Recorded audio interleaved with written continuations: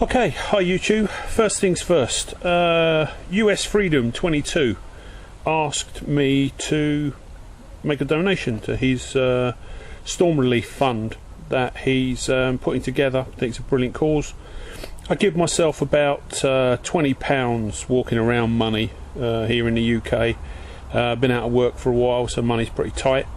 Went to the post office, cashed in my £20, £13.95 sterling I think it was, to get a $20 bill plus the postage, so it's probably come to somewhere around £15, and it's in the post, man.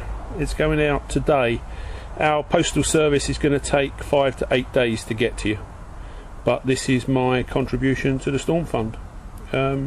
Mate, you're welcome to every penny of it. Hope it helps. Hi YouTube, I want to ask everyone a question, and the question is, what is SHTF? How bad does it have to be to qualify?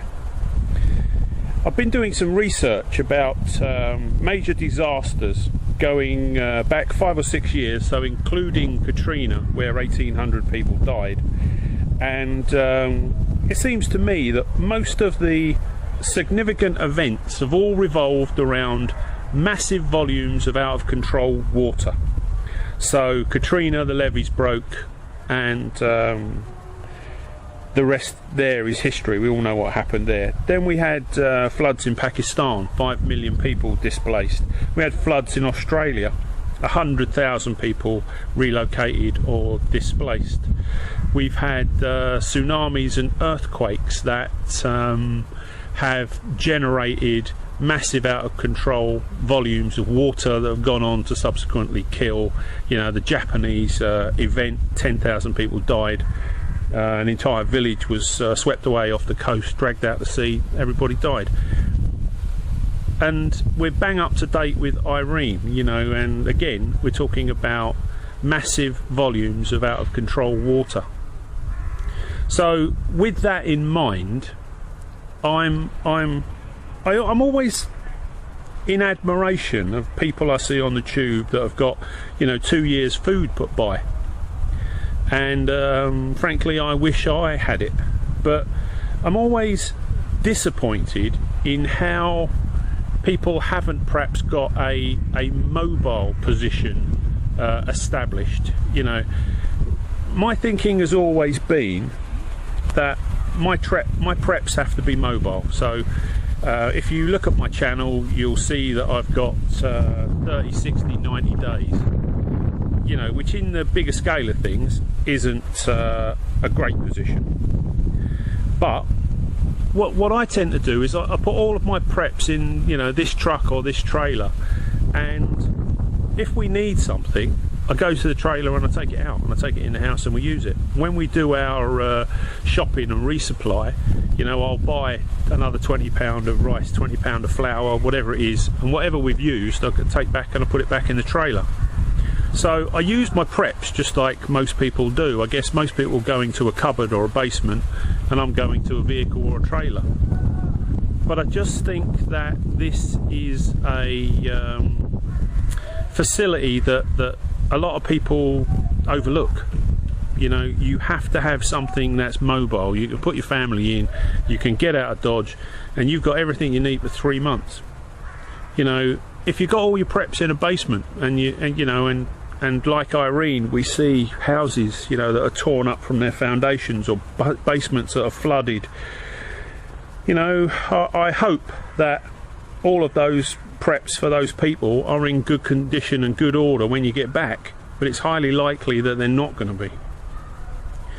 And bear in mind, like I say, that the greatest threat seems to be high volumes of out of control water. That's what's killing people in major incidents and events in the, you know, in local history going back, like I say, 5 or 6 years.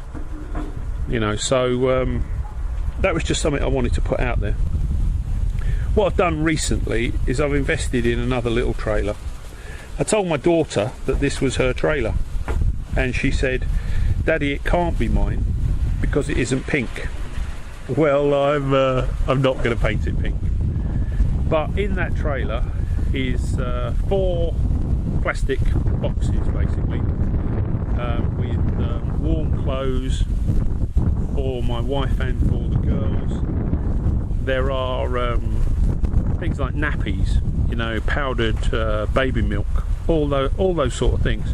The reason that I've acquired this little trailer is because the big one was simply too big for my wife to be able to hook up and go on her own. Even if the Land Rover was here, it's just too heavy for her to hook up. Wow, how you doing, YouTube? I want to talk about survival. I think my my little channel has always been about survival, and most of my preps, you know, are on all my other videos and they're there to be seen. But really, I want to put survival in a 21st century context. You know, to me, survival's about surviving the initial event, about adapting to your new surroundings as quickly as you can, and then it's about thriving. And the way we do that is to build as human beings and to establish good routine. So how relevant is that to the 21st century? How do we survive the situation we find ourselves in today? You know, what we've got is economic collapse in the UK and in the United States. We've got here in the UK, 1 in 6 businesses have folded. We've got 2.47 million people out of work. 49,000 people this year alone have had their homes repossessed, and 100,000 people have been evicted for non-payment of rent. The government put their hands up the other day and said, oh, we need to build 125,000 more homes. But that's a 10-year plan. Where do 250,000 people live today? And that brings me round to survival. I think it's as hard to survive the 21st century in an urban environment as it is to run off to the woods and live on nettle stew and acorn coffee. I think if there is a major event like the Japanese disaster or like Irene that we've just seen, you've got to be able to survive that. So bushcraft, self-sufficiency, self-reliance, they're important things. But I think surviving the 21st century is about how do you survive when a 27-year marriage comes to an end. You know, I've got a personal friend, his wife came home one day, she didn't want to be married. How do you survive having your house repossessed? You know, with millions of legally held firearms in the United States. How do you survive the sheriff, local bailiffs and recovery agents turning up to evict you from your home? How do you not get your firearm and shoot someone dead and go to prison for the rest of your life, having lost everything? Your house, your family, your marriage and your future. How do you survive that? I think to have exactly the same principles in mind is how you do it. Find a way to survive the initial event. Adapt to your new surroundings. You're no longer living in a 5-bedroom house. You're living in a rented apartment. But what's the alternative? And then thrive. Thrive by finding a way to build a future. So that's how I see survival in the 21st century. People like Cody Lundeen, Dave Canterbury, Ray Mears, they bring things to the table that we would do well to take on. But we know about survival as well. We know how to hold our families together. We know how to endure watching our businesses fold.